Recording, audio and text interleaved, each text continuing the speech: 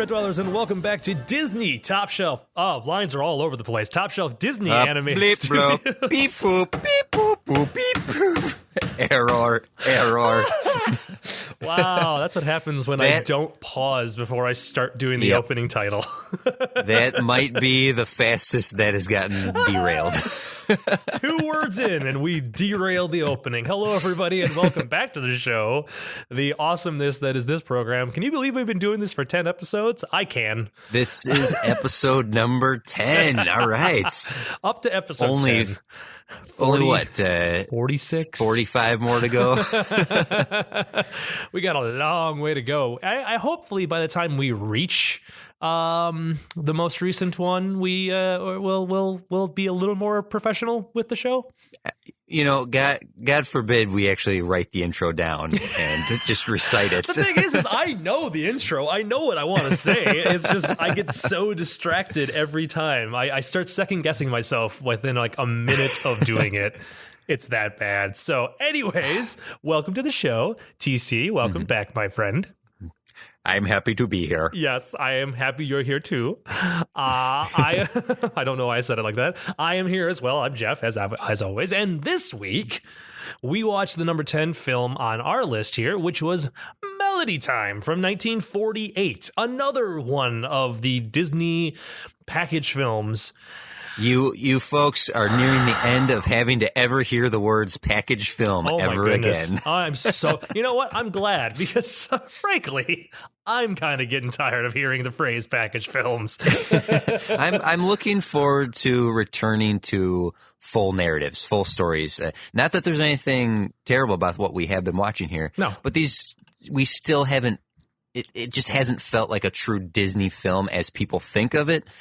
Since Pinocchio. Yeah. And Bambi. And Bambi. Bambi, I guess, was the last one that was like really standard narrative, right?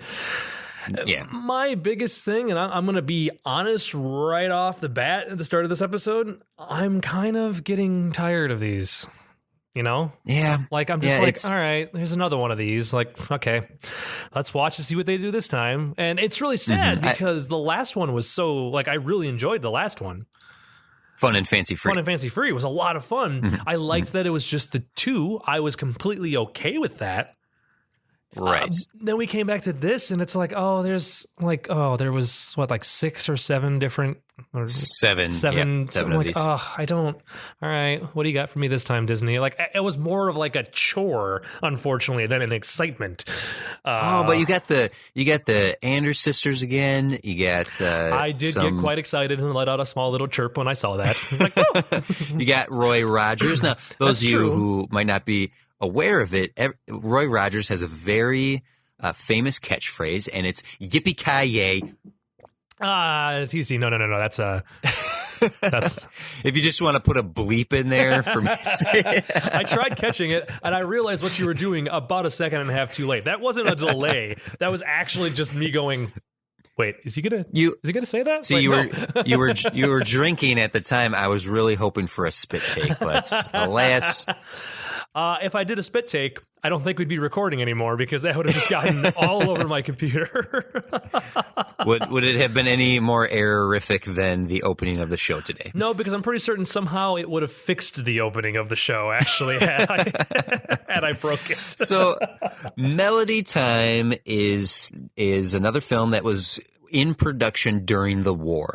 They had some assets and some manpower that they were able to use to finish the film. So this movie does have a more of a finished quality, or just slightly more refined quality than Fun and Fancy Free had, which was really scrambling to get to completion. Right. And this one has the animation's a lot tighter. The story, the overall film itself is a little tighter as well. The 7 films, they clip along at just the right pace per thing. It doesn't really feel like there's ever any down moments in this.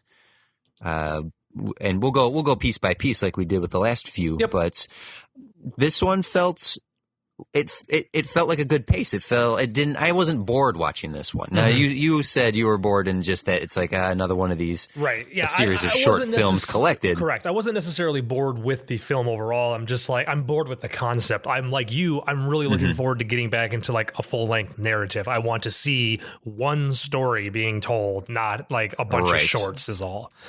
Yeah. But what worked with Make Mine Music, Fun and Fancy Free, Three Caballeros, and Saludos Amigos, they all what worked is utilized in Melody Time. The celebrity voices, the touch of live action. Heck, we get a return of Joe and Donald. Yes, we do.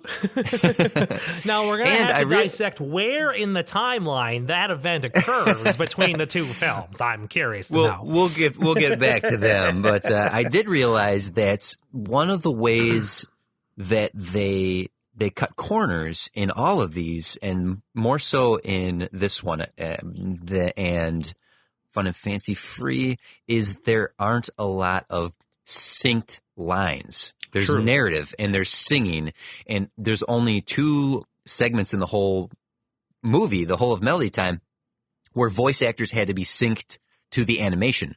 For the most part, it's really well narrated, well music put to music really well, songs and stories, and apt to its title, there's fun melodies that make that make each segment work. Right.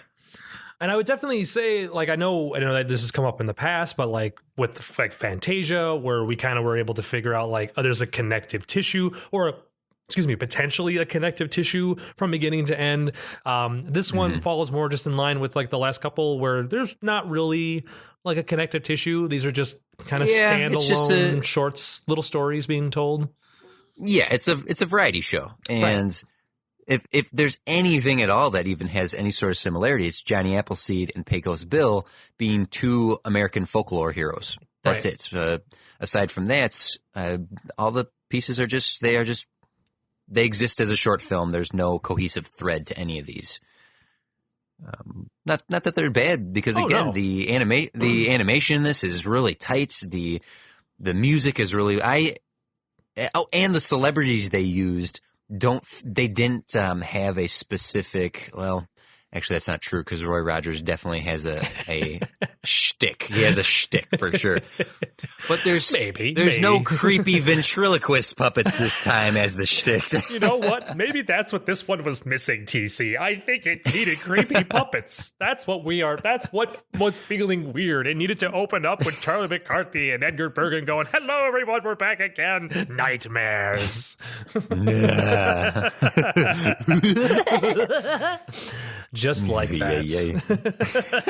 So let's go through each of the different sections. Unlike Fun and Fancy Free, we will go in correct order this time. Yes, yeah. We open up with the opening credits. Just say, here are the performers you're about to see in the sections they're about to see. We open up with a storybook being opened up, or a music ledger being opened up. True. And each segment is painted into existence with the omniscient, omnipresent, magical paintbrush that paints these settings, which we've shared our enjoyment of those in the past. Although I realized we may truly like that paintbrush bringing characters to life based solely on the fact that Duck Amuck is one of the greatest Looney Tunes of all time. Yes, fully and wholeheartedly agree. That is easily one of the best Looney Tunes ever. I love that short. Oh, man. That's a good point. Maybe that is why I like that idea, because I like that cartoon short so much. Cartoon. Which open up. GC, real quick, if that's the case, and if the reason why we like the paintbrush is because of that one, is it possible that Bugs Bunny is drawing all of these Disney films? Whoa. Well, you know what? What a twist! There's the fan theory for Melody Time at the very least. Can we twist some sort of narrative that Bugs Bunny made this movie? And that's why they're not as complete feeling as normal Disney films, because he's used to working in shorts, not full-length films. And there's your theory for the week, folks. Oh, yeah. Melody Time brought to you by Bugs Bunny. Nice twist, huh? I can make up my own theories. There's no theories to look for yet in these package films. Today's secret word is package. Sorry. Well, we open up with Winter Wonderland, which is a story of 2 ice skating teenagers and 2 bunnies. True. And now, the male counterparts upset the female counterparts. They get put into some peril, and they rescue them. There is general upset. Like they get them upset, and this short goes from this kind of like general romantic comedy-esque vibe to a freaking disaster film when the lake that they're on shatters and their unconscious bodies start careening down rivers. Like, holy cow! What Jeff, happened? when I was growing up, I was lied to because I thought by the time I was an adult, I'd have more problems with falling off of waterfalls and quicksand, than right? actually has ever occurred in real life, right?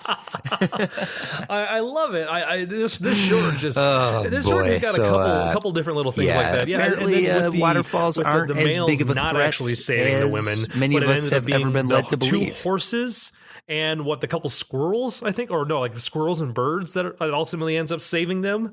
So basically, if not for the kindness of animals, those people would have been dead. Because let's look at it this way. They saved the 2 female characters from going over the water, and because those 2 came back, they were able to warm the frostbitten, frozen male counterparts that were in the snow, who would have just died of hypothermia, a la the end of The Shining, aka The Downing. Oh man, it's just so complex. It's so complex, Jeff. There's so much more to this than we ever gave it credit for. I do want to say something in all seriousness. This is the one short amongst all the ones in here that I felt didn't look like a Disney movie. Yeah, it had a little more of that like Warner Brothers-esque Tex Avery vibe to it. Maybe not necessarily in the way that it's animated, but just the way that the backgrounds worked and the way that the characters looked and interacted. They just didn't feel like it didn't feel like a Disney short. It felt like another Looney Tunes short. Yeah, and we'll touch on that again later when we're talking about the Pecos Bill section. That's Disney at the time was sort of riding the trend of popularity that came from Tex Avery and the popularity of the Looney Tunes at the time, and they mimicked that in the animation style. And it starts right here, in Disney history, but in this film we do open up much more like a Looney Tunes. Right. And it was just it was kind of weird to see that again. And I know we've discussed that before with one of the previous package films, didn't we? It felt very Looney Tunes-esque in spots, and it's so weird to like see that because especially if you're a person that hasn't seen these early Disney films and have only seen within like the last 30 years or so worth of Disney. Like Disney has kind of a look, though I guess you could argue, and this is definitely something that we'll probably touch upon as we go through, they do kind of adjust their style like every decade. Yes, the style does evolve, and right now we are getting towards that Cinderella style that will stick around for a time being. But when we hit the low era again, it'll be around Sword in the Stone and 101 Dalmatians and Aristocats, Jungle Book. Those movies will see a much more sketchier style. The 90s had the Renaissance era has a very distinct look. And currently, with Frozen and Tangled, it has a much more Pixar look than any of the previous incarnations of the Disney look. True. But it's just these eras that they go through in terms of how the films look. And that really is going to come down to who's leading the animation team. When we hit that Fox and the Hound era, Glenn Keane was one of the greatest animators of all time, and his stylistic influence is in every Disney movie that we're going to be watching for a spell. Which would be awesome. And that's cool. It's definitely something that's like, oh yeah, to see that evolution and see that change. It's kind of crazy, like how fast because it's not fast. It's kind of subtle because I mean, in the 10 films we watch, I mean, you look at Snow White, and that has a very different design. You know, even if you rule out the package films, and I'm going to use the word package so many times in this just to drive you crazy and the people at home listening. Make a drinking game out of it. And if you can make it to the end, I'll send you $1 because I'm going to say package like 300 more times, folks. Anyways, no, like, you know, Snow White, Pinocchio, Dumbo, and Bambi all kind of had its own unique. Well, Snow White had its own completely unique style, and Pinocchio was already different from that.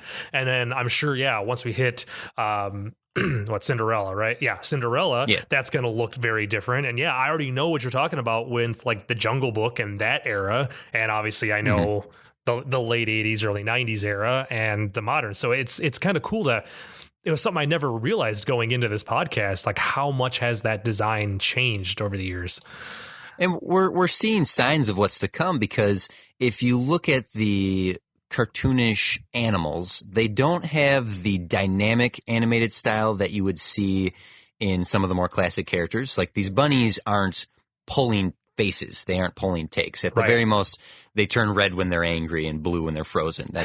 It's not wild takes. But on the other hand, the human characters are moving towards what the protagonists of the Disney movies have, and the more cartoonish nature of the side characters is developing side by side here. I keep mentioning Pecos Bill, but I'll just stick with it. Pecos himself follows a much more animated style of pulling faces and pulling takes, just that cartoonish look. Right. But Sue has a much more grounded in reality look that you would see from Snow White and Geppetto and what we'll see with Cinderella. Pecos Bill has more characteristics to him that you'll see in the Stepsisters, whereas Sue and the ice skating lovers have a more grounded reality that you will see in, say, the evil stepmother or Cinderella herself. Which is so weird that they would combine those two different styles. Like, why some characters are more grounded in reality and why others aren't. You know, it's interesting that they're not all the same, but I guess at the same time, it's not so drastic that it's really that noticeable. You know, right? They're not. You don't put those two characters next to each other and they look wildly out of place. It's just it's this interesting visual shorthand that helps the audience understand a character a lot faster. If a character is grounded in reality, you'll be able to see yourself in them much more. If a character is wild and crazy, or if we go to the next section, a bumblebee that's fighting anthropomorphic musical notes, I see what you did there. Then you're meant to be entertained. You're meant to be entertained by it and not relate to it. So, right. And that's the intelligence of the Walt Disney Company, that they could do visual cues like that to help the audience translate how they're supposed to view something. Right. And who they're supposed to potentially connect to the most, or, you know, or the one that's more goofy is obviously the one that's not actually goofy, but the one that's more silly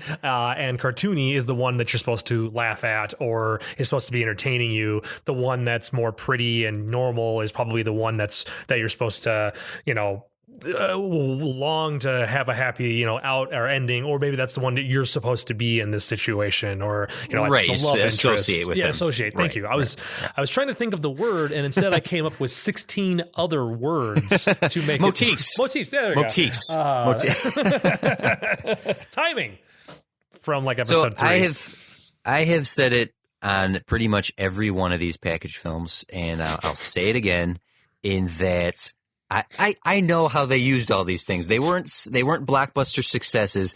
They used all this animation for Disney Channel commercials, because the Bumblebee section, the flight of the Bumblebee, I remember those visuals from when I was a child once again for a little 30-second.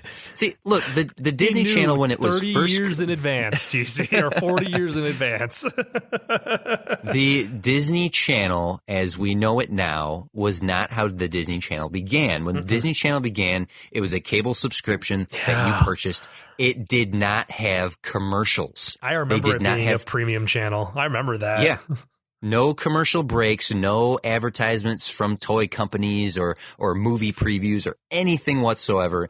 In between things, in between shows, they would show just Disney Channel type logos. The one thing they used time and time again was you just saw claymation Mickey's gloved hands arranging the mouse head logo with food, with Legos, with things you find on the beach. It was just their standard Disney Channel logo was Mickey's hands, just the Disney Channel. Bring. So crazy. And I remember it just being that big of a deal. I remember when the Disney Channel came out and just me going like, oh, there's an entire channel of Disney.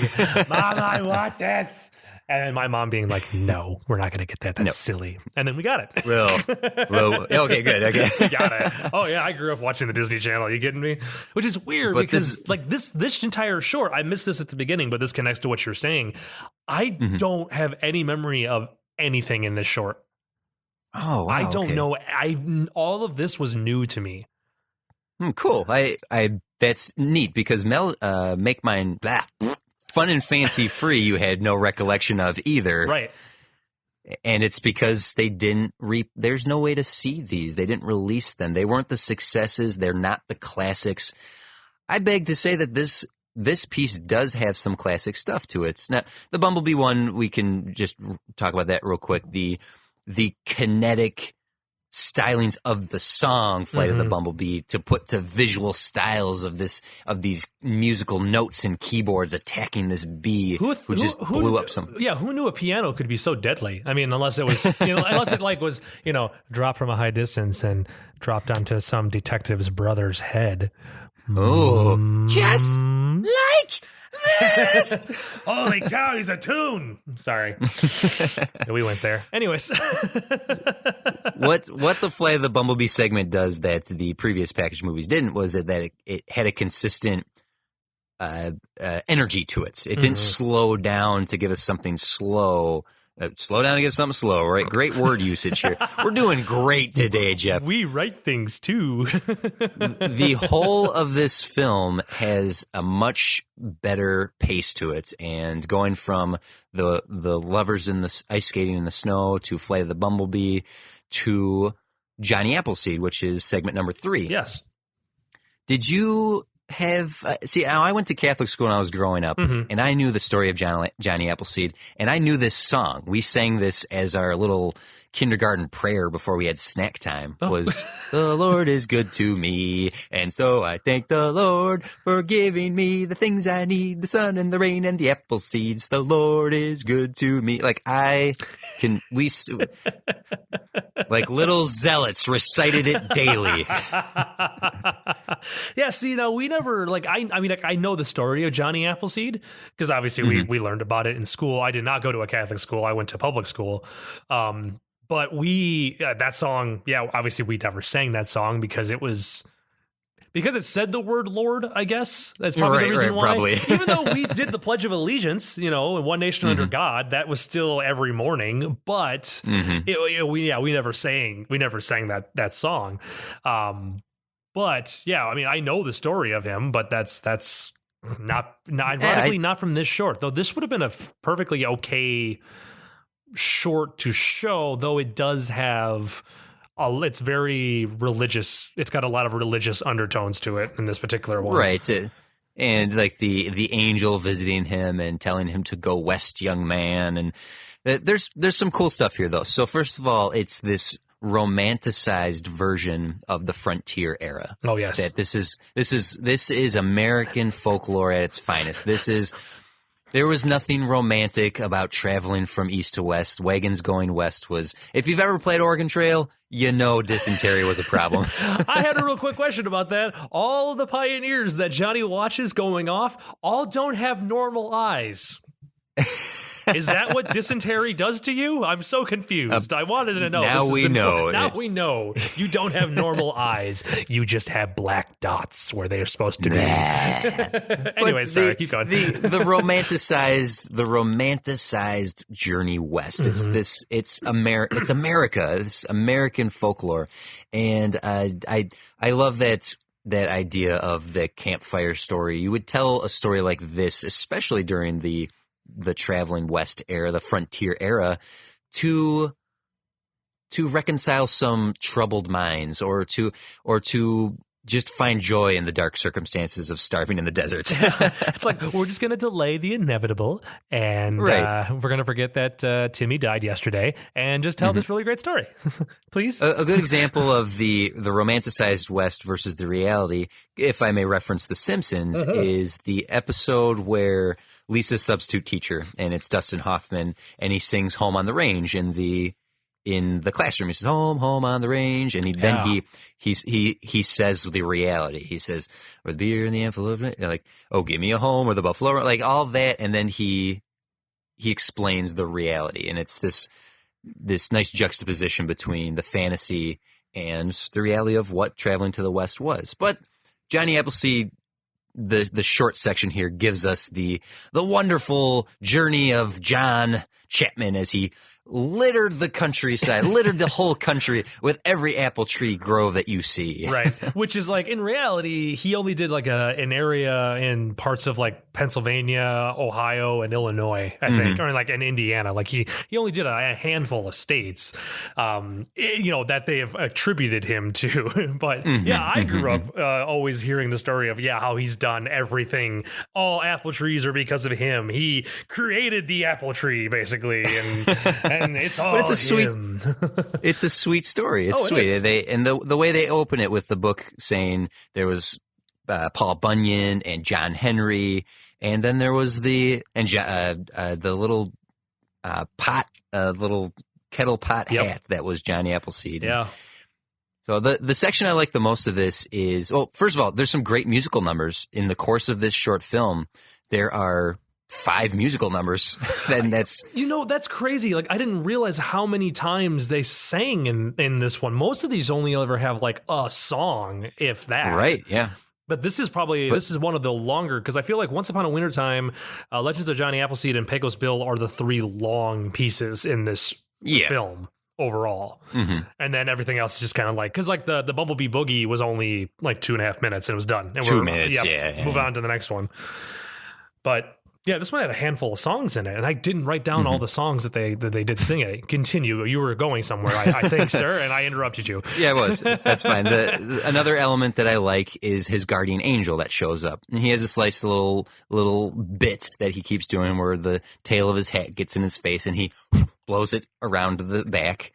But as I was saying before, the difference between a main character that is presented in reality as a real, not doing animated cartoony things, and then his supporting mentor angel character gets to do wacky things like blowing his hat off his head and whatnot. Which I liked. I liked that character. I was really confused as to what that character was supposed to be. Is that somebody from his past? Is that just a hallucination? It's his Clarence. That's right. And I'm like, oh, okay. Is he going to show Johnny Appleseed what life would be like if he didn't plant a bunch of trees? I'm so confused, right? No, but it was, I liked just the overall tone of it. It was a nice little, it was like, sweet, feel good, just little short. And it's a good kind of like, it's a good like intro to who Johnny Appleseed, as it was popularized to be, basically, Right. And then you could read into it and find out more about what actually happened and all that. But it's definitely like a good like elementary school teaching of Johnny Appleseed, everybody. Right. Yeah. And it's just a sweet little story. And then we go on to the next one, which is the Anders sisters singing about Little Toot. And this one is such a callback to the little propeller, little plane from Three Caballeros, or Saludos Amigos. Yes. The first one. But in this short is surprisingly dark too. Yeah. Like yeah. it takes a turn, and I'm like, okay, so it's the little toot that he just wants to be like his dad. He's looking up to his dad, and he gets a little not overzealous, but he gets a little just like, a little ahead of himself, and he causes this major accident, in which case he is banned from the city. Hey, he put a whole ocean liner into the middle of a city. First off, how fast was that ocean liner traveling? Yeah, to get I don't that think little far? Toot was at. Yeah, it was not his fault, right? That boat was well over the speed limits. Oh man, but it escalates, and his dad gets like knocked down to like garbage duty, and then he gets banned from the city, where he meets horrifying monster boat dinghies in the middle. Like those things have fangs, and then this giant like hurricane typhoon type thing starts going in after him, and then he saves a boat. He saves the boat. Well, I'm going to go out on a limb here. Because I wouldn't have thought about this if it hadn't been for the last time the Anders sisters sang a song, which was about Johnny Fedora and Blue Bonnets. Blue Bonnets, yep. Betty Blunt. Could this little Toot story be an allegory for wartime? That a child whose father had been a soldier in a previous war wants to be just like dad and thinks nothing but the fun of war, and then through a series of mistakes and having the curtain pulled back and seeing just how real everything can be and facing the storm and coming back a hero with a new perspective? This is why you're on the podcast, TC. I yell about fanged teeth dinghies, and you give a great allegory to war. Weirdly, and it had to be because the seed planted by the Anders sisters in the previous film. This movie, Little Toot, does have some parallels to something like Hacksaw Ridge, like a real gritty war movie. You heard it here, folks. We're the only podcast that will compare a Disney short film to Hacksaw Ridge. A little short film Forrest about a Gump. little tugboat cartoon. Or Forrest Gump, True. or something like Jarhead if you want to go modern. But you do have a point. You can definitely look at it like, and taking into, okay, if you didn't know when this was made, if you didn't know when the cartoon was made, you probably won't see that connection. You probably don't see that it could be an allegory to that. But knowing that this was still in production during the midst of World War II, even though obviously it came out after the war had ended, but that these were all stuff that was just being worked on for years during the war, knowing that, it makes total sense that it could very well be some sort of, reflection of a young soldier going off to war. Right. That totally makes sense. I could totally buy that. It definitely puts an even darker twist on it than it already. He just wanted to tug a boat. He was tugging the little guy in the back of his paper boat. It was so cute. Coming of age story. That's but true. that's something Disney has throughout their history, is ways to present to children very heavy and deep themes, that whether it be death with the loss of a parent figure, which we will see time and again through the course of the Disney movies. What? Disney doesn't do that. You what are you talking about? Well, strictly speaking, with the ones we've seen so far, Bambi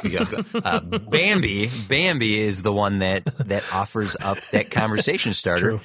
And maybe going something to a little more towards toddlers and less towards young kids, but the idea of what it's like to think war is a wonderful thing, experience it, and then come back with the truth. Right. Yeah. And they didn't have Little Toot like come back horribly scarred or anything like that. He came back. He came back with his eyes open and probably slightly terrified of vampiric dinghies, but not. But he came back okay. Which unfortunately I think you can't say about a lot of the people who have come back from war over the years. Any war doesn't matter, right. And it's particularly at that era as well. But it was nice that they did put at least a positive spin on that, because the way it was going, I didn't know where they were going with that. I'm was he going to make it back? Yeah, is this going to be like another of the big whale? Was it Willie or whatever? Like Willie the whale? Yeah, is he gonna and then he died. And then he died. And he's He's the tugboat in the sky. That's what? And then he's going to meet Big Willie, Willie the Whale, and he's going to meet Johnny Appleseed, and we're all going to have fun. It's going to be fantastic. Maybe an apple's just an apple. Maybe I am looking way too deep at a story about a little tugboat, but it does. it is works, followed. Though. It is followed by the only slow piece in the entire film, which that is true. In a way, could be let's slow it down to acknowledge the depth of that little tugboat that we just all experienced war with. So let's see a nice story about trees. Trees. This is the culmination of a famous poem, wonderful music, and beautiful imagery. The paintings, the matte paintings of this are great. And actually, that's a credit I'm going to give to this whole film. Jeff, you've seen a lot of cartoons. I know you have. One or two. Okay, there's a term for it. It escapes me right now, but you know exactly what I'm talking about. And those listening know exactly what I'm talking about if you've seen a lot of cartoons. When you're looking at a cartoon, you can tell when an element is animated to move or if something is going to move because they put the cell over the matte painting. Right. So if there's a row of flowers, one of those flowers looks very obviously different because that's the one that's going to move. Melody Time here does not have that. There are occasions in this film where the animated elements don't look like they're going to be animated. The first time I noticed it was when Johnny was planting the apple seeds and the skunk was digging them out. Mm-hmm. The skunk digging them out, there was no indication that area of the image was going to be moved. True. And it's so rare because I mean that technique has been, you could see it starting with Snow White. You can see it on up until you could argue up until the late 90s with even shows like The Simpsons. You could tell when stuff was going to be animated. Yes.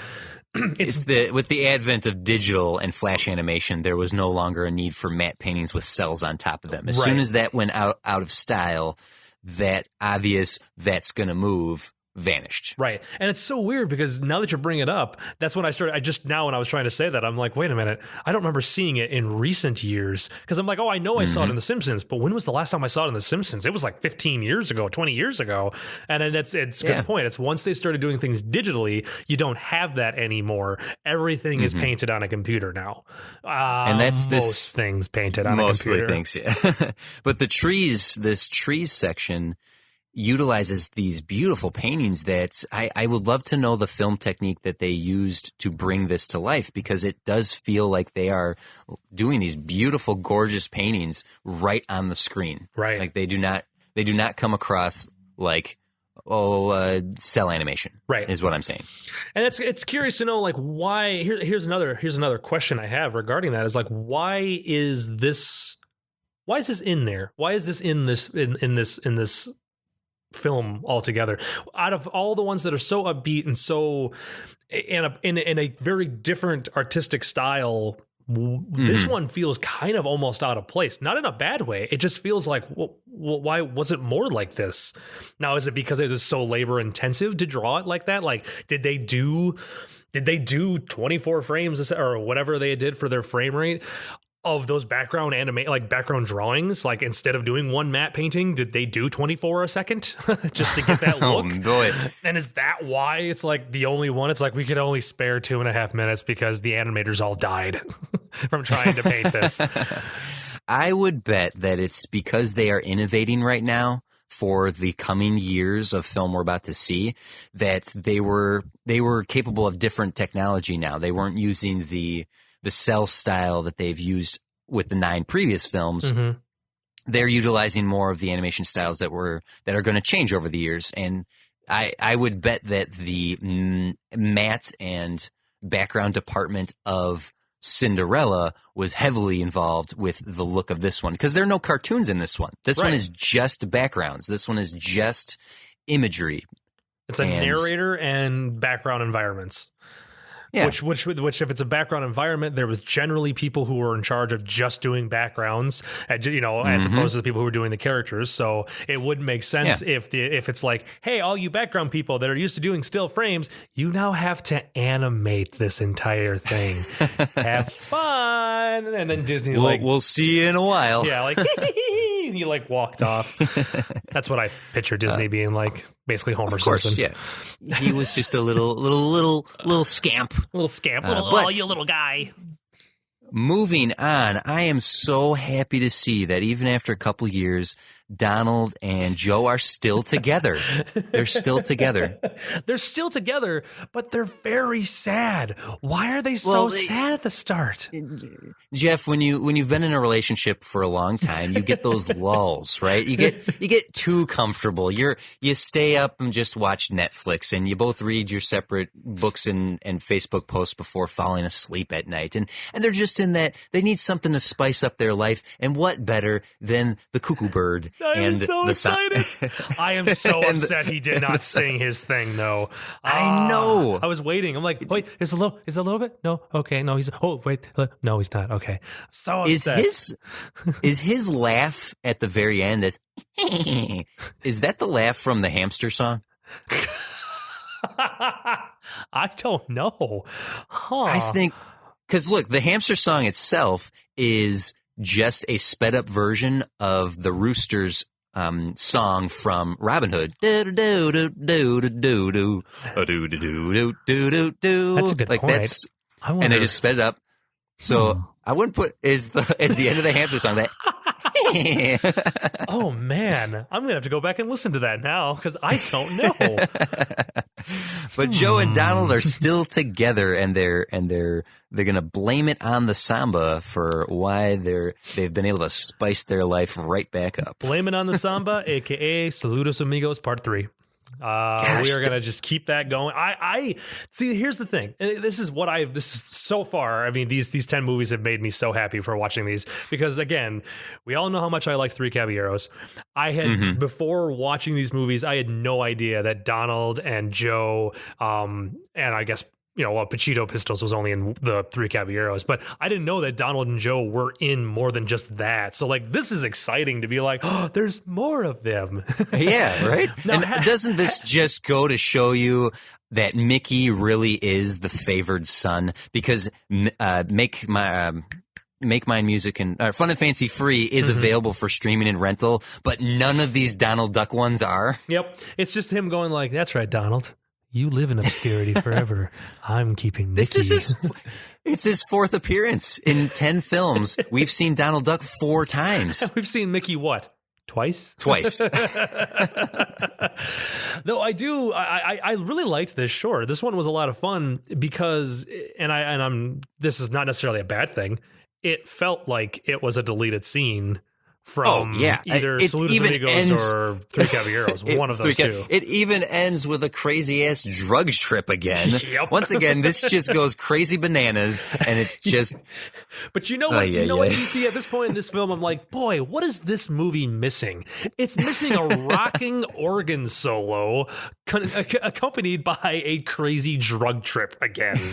That's what this was missing. Actually, having said that, this I feel like is almost the missing third time return of the bird from was it Three Caballeros? Yeah. This almost felt like this was because we made that comment that we were expecting him to show up one more time. Right, he could have been Sasha in Peter and the Wolf. Right. I will say, of the crazy drug trips that Saludos Amigos, Three Caballeros, and now this segment have, this is my favorite one. Oh, yes. I like this one the best. Maybe because it's the most coherent. I don't know. It just feels the most best. Coherent drug trip we've been on yet for these films, and that's why it does feel. I agree. This one was just a lot of fun to watch, and especially it's such a crazy 180 coming off of Trees. Because it's upbeat and so in your face and goofy and, again, not goofy, silly. Not the actual goofy. Right. I'm going to have to, change the way I talk because I'm going to keep saying goofy and I'm going to keep thinking I mean goofy. I have the same problem. Especially when we're talking about Disney movies, we can't use that adjective because it's so. Oh, you mean the character? No, not the character. I meant the action or the sense of being, the state of being, whatever. But it was cool to see Donald and Joe return, and I don't think we're going to see them again for a long time. I was going to say, I think the next time Donald will come back. Donald will come back, but isn't like the next time? I think I was reading online that the next time that they will appear together in any of the films would be like Who Framed Roger Rabbit, like way later in. Like that's the next time you see them together, at least. Mm-hmm. I don't recall if we will, but I don't think we'll ever see Joe again. I think Which this is is so the last sad. time we'll see the him. last time you see him is going on a drug trip with an organ soloist. It's so weird. They rode off into the sunset together. That's true. But and speaking of sunsets, you got me. I was going to segue into it. Go ahead. I could do that too, TC. Speaking of sunset, everybody, the last short for this episode. I don't know why I'm talking like that. That's not how you talk. The last one of this. The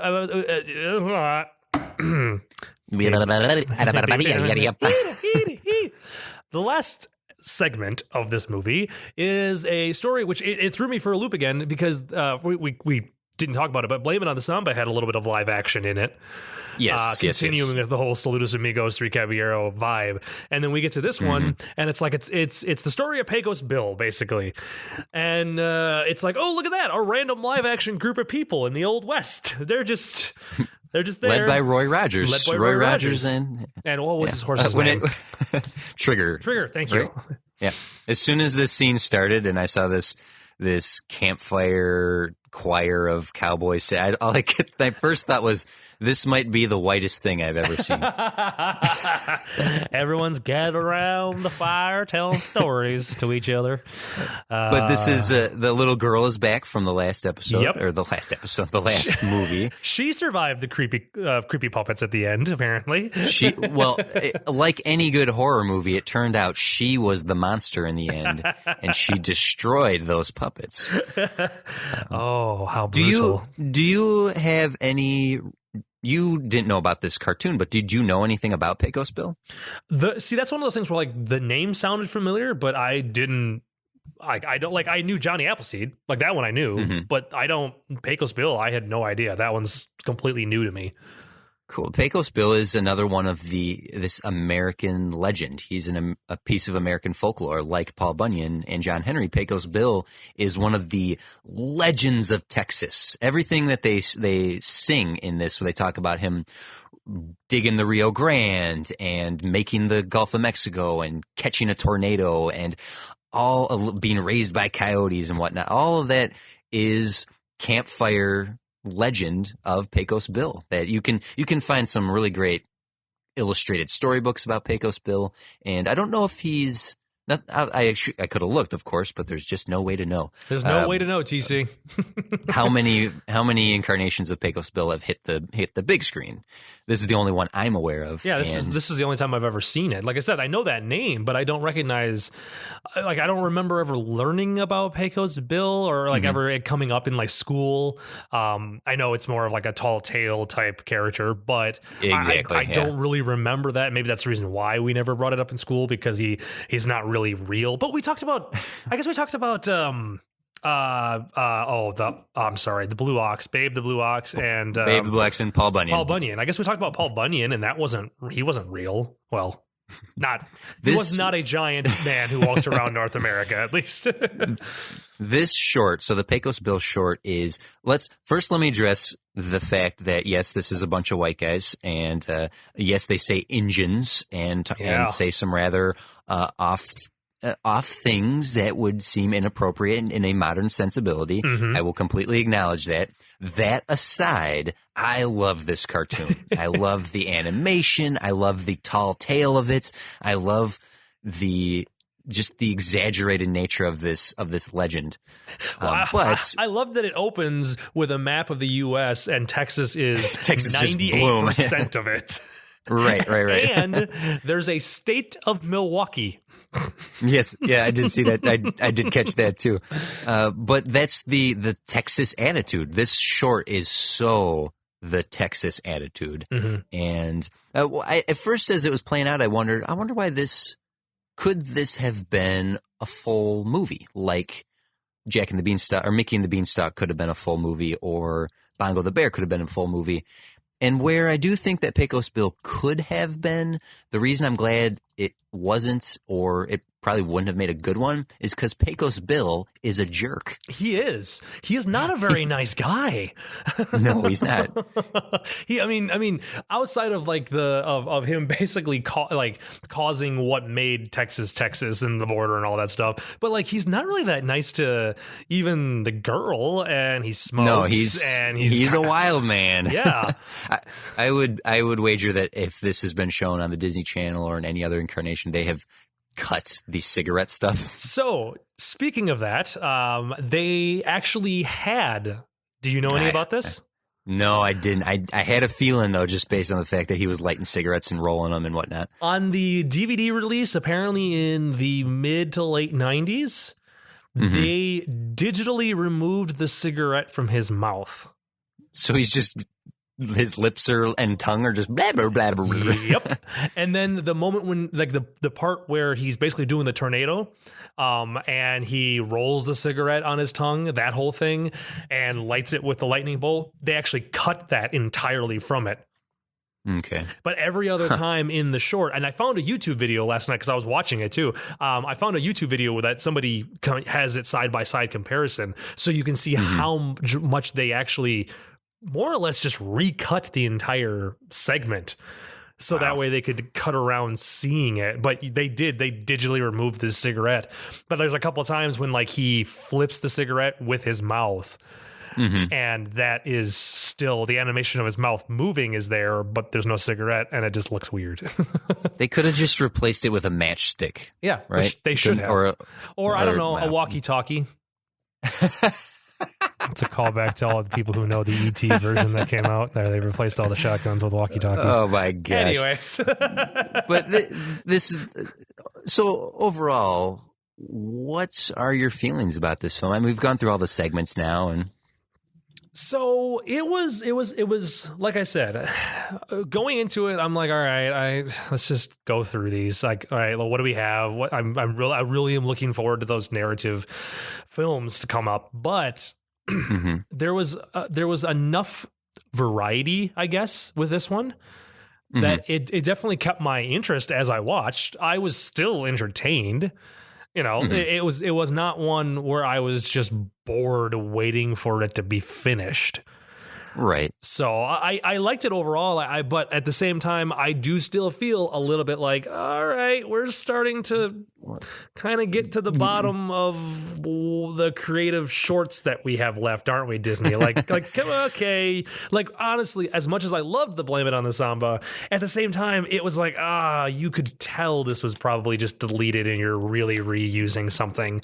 Like, and I know this that's again. Yeah, it's like, okay, so you're all right. I get it. Okay, yeah, and then I enjoyed myself with it, but. Of all the movies we've watched so far, no. where do you rank this? Well, I'm not gonna lie. It's definitely okay. I'm just gonna flat out say it's my number 10. Really? Wow. Yeah. Okay. Because like it was fine. I got finally, through it. Dumbo's not number 10. Dumbo's not the bottom. Exactly. And I was like, you know what? I'm okay with it, but it's not near. It's like I won't probably go back and watch this one. You know, really, if push comes to shove, like I'd still would put Pinocchio on. I'd put the Three Caballeros on. I'd put Snow White on long before I would put this one on. I'm not saying it's bad. Okay. Like I said, I just got done saying it was still I still enjoyed myself, but it's I don't know. It's not as good as like Make Mine Music or any of those other ones. Or like I just well, it's my number 10. That's amazing. So I want you to kill time for 30 seconds while I look for my list because I can't remember where I put it. So you babble for 30 seconds. I would like to say real quick, talking about that Pecos Bill, they did have one segment where they're like, he shot all the stars out of the sky so that way it became the Lone Star State. 5 seconds later, he is underneath a full sky of stars to show his love to Sue. It was also a requirement that I said it in a really insensitive Southern accent, and I apologize. Also, Bill shoots the audience at one point, which makes me wonder if this was actually the origin story of a villain. That's what I was really curious about. Anyways, keep going. No, Jeff, you have to remember, this is Texas. He's Texas. A hero in Texas. Yep, because he shot everybody. You don't mess with Texas. I think we just lost like half of our listeners. So we'll bring them back with a quick little tidbit. You've heard "Don't Mess with Texas," right? Yeah. Okay. Do you want to know the origin of that? Sure. It was a litter campaign logo. Really? On the side of the roads where people would like chuck garbage out of their cars on the highway. They created this campaign to keep Texas clean. Don't mess with Texas.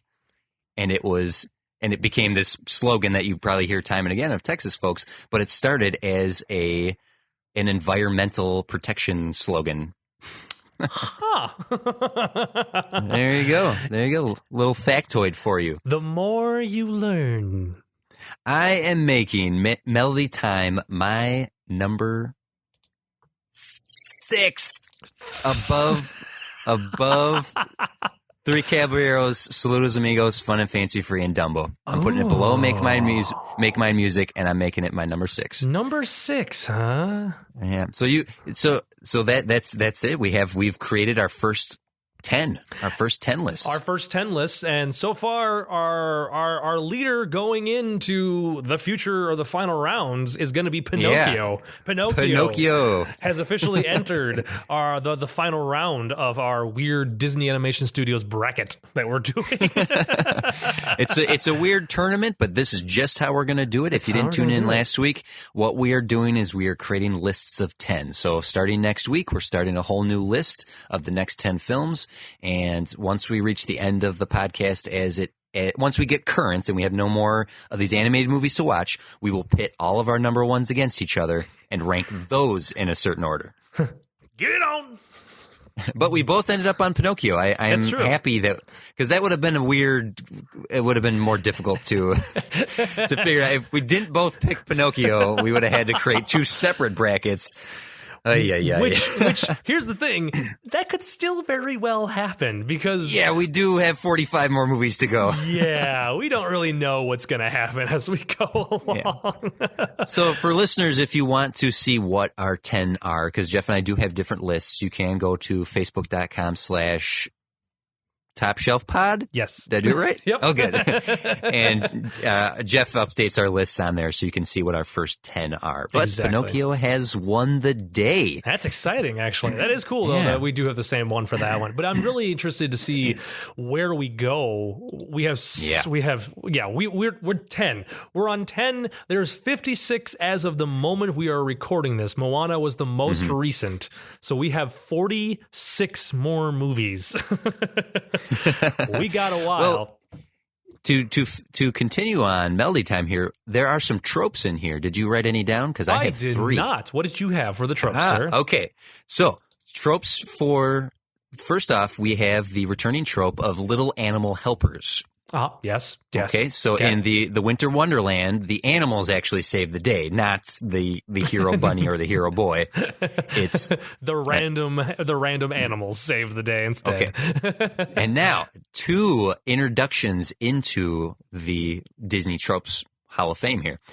Now, first one, we will see this again and again, and this is such a neat money saver. And it is recycling animation. Oh. Now, we mentioned we will see Bambi and Bambi's mom again, but not yet. What we saw in this one was a literal reuse of the Hatfields and McCoy's hoedown sequence during Johnny Appleseed. Oh, my goodness. I didn't even catch that when I was watching that. they reused the exact dance cycles of the Hillbillies and the Jug Band. They just repainted it. Interesting. I completely missed that. Good eye, TC. I'm glad you're keeping up on my section. And one of the most standard of Disney tropes begins right here with Widowmaker, and it's the horse sidekick. Oh, man, I missed There that. are so many horse sidekicks in the Disney library. That's true. And it's a horse sidekick that does not talk. Right. This usually will be key.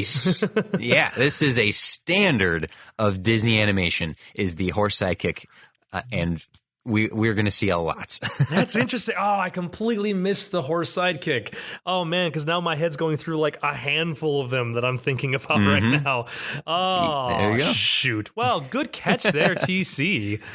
Man. You know, I write them down just in case you don't. But I once the recycled animation one popped out, the Animal Helpers, and then Widowmaker, I was like, I knew there's got to be at least 20 of these horse sidekicks. Yeah, because like I'm thinking about it like right now. I'm thinking about like Belle's got one in Beauty and the Beast. The good guy in Tangled has one, or the guy in Tangled has one. Prince Philip in Sleeping Beauty, you'll see one there. Oh man, jeez Louise, I completely missed that. Well, shucks, I'm not doing so well. Well, that's all right, because if you don't mind, I do actually have a tweet this week as well. A tweet. What is your tweet, sir? A tweet. Now, for those of you who may be interested in Twitter-pating at us, you can Twitter-pate at us at Random Bell, that's Jeff, or at TC's Big Head, that's me. You can tweet at us or follow us both on Instagram under both of those handles, or you can always comment on the Facebook page. Indeed. I try to remember to post an article or post a feed on it. Otherwise, just go ahead and leave a comment anywhere on the Facebook. We'll read it. We'll definitely try to read it. Thank you again, Thomas, by the way. I'm reading through yours as we speak. Oh, I missed it. I'm sorry. Thank you, Thomas, for our loyal listener, our loyalist of listeners as far as I'm concerned. But today we have a tweet from, and this is someone who tweeted at us before. This is at Dig Hi Ho. Oh yeah. And I don't know who this is. I've never met them before, so I appreciate that we have a random listener that I don't know who it is. But it's TC. I'm sorry. It's totally me. No, it's not. It's not me. It's really not. I'm dead serious. I don't have more than one Twitter. So it's a 2-point question. Okay. And I will present it to you because I've had time to think about it. Could they make a package film today, or would you like to see any of these live action? Hashtag no more package films. Oh, man. So that's a tough. I'll let you answer first. If you want me to babble for a moment, I do have an answer here. You go first. I'm still thinking about my response, I guess. Okay. So first up, the Pixar Shorts collection is essentially what Melody Time and Fun and Fancy Free and these films have been. Pixar collects their shorts every few years and releases them. You can currently watch on Netflix Volume 1, which has some amazing, amazing shorts like Presto and Feast. True. There's some incredible ones in there. And Disney has now, I'm sorry, Feast is a Disney one, not a Pixar one, but that's beside the point. Disney has a good collection as well. And one in particular that I really enjoy has The Legend of John Henry in it, which is another American folktale. Oh, yeah. And it is presented in this unfinished style where you can still see every pencil line as the animation moves along, and it's gorgeous of a short for that reason that it's hand drawn, and it's a beautiful American folklore about the industrialization of the South and the power of a man's heart. It's very, very great. And so in terms of could they release another package film, they are. However, I don't think you could release one into theaters. No. And hold people's attention. That's where I was sitting for my thoughts as well. Yeah. Mostly because because everyone, we live in a day and age now where if you did that in theaters, I think people would actually be more confused than excited because they're like, why is this just a bunch of short films? Where's the connect? Like they would want all of the stories connected. They would want there to be like a through line through it, because you would spend the entire time waiting for this one to connect with the last one. Why didn't it? Like, I feel like that's what people would expect. It would do okay, but it's not going to do nearly as well as it did back then. Right, especially if you released an animated one that was in the tradition of these. Because if you really think about it, we get short film collections all the time. Pulp Fiction, Inglourious Bastards. Robert Rodriguez did the movie Shorts, but you just said it, they all connect. They're all part of one universe, and they're not this random mishmash of shorts. Short film festivals are amazing. We've both cut our teeths professionally by doing short films and participating in short film projects and short film festivals. But that's, you sit down knowing what you're getting yourself into. Right. For a mainstream live theatrical release, no, I don't think that a short film, and I don't think any of these would benefit from being done live action. There's not one that I can think of that would be, even Pecos Bill, as much as I love it, it needs to be animated. It needs to be animated. And as we've said before, that's not saying that we don't think they could be feature length. There's definitely a handful of shorts that could work really well as a feature length film, or at least like an 80-minute one, as we said last time about the Mickey and the Beanstalk, or even the bear. Why am I saying Bongo. Bongo. Oh my goodness, the bear. What's the bear's name? But like, we definitely feature length, just not live action. There would be something lost in the stories if you go live action with it, because a lot of them do rely on that cartoon or cartoony nature about them, and being able to convey their story through that cartoony nature. So DC summed it up quite well for me as well, fellow listeners. But thank you. I think there you have it. We've reached the end of the first 10 here, and I'm proud of us for getting this far. We've done it. We've committed. It's wonderful. I want to keep doing it. I want to keep doing it, and hopefully everybody out there who's listening to these podcasts keep wanting to listen and keep enjoying these. Like I said, and I'm well aware, the interaction with everybody is a little low on these package films, because these are definitely not the movies that people know a lot about. So you may not have your own thoughts or opinions or comments or memories on them. But don't worry, everybody. We're almost there. We are almost there. We only have one more package film that we have left to do. It's just it is next week's episode, actually. That was a really weak segue, Jeff. The Adventures of Ichabod and Mr. Toad, one that I have in fact seen. I do remember seeing this one all the time as a child, so I don't remember most of it, but I at least, I remember this one. I know of this one. I'm not particularly excited for this next one. Maybe it's because I'm ready to get past these and get on to Cinderella, which I believe is after Ichabod and Mr. Toad. Indeed, it is.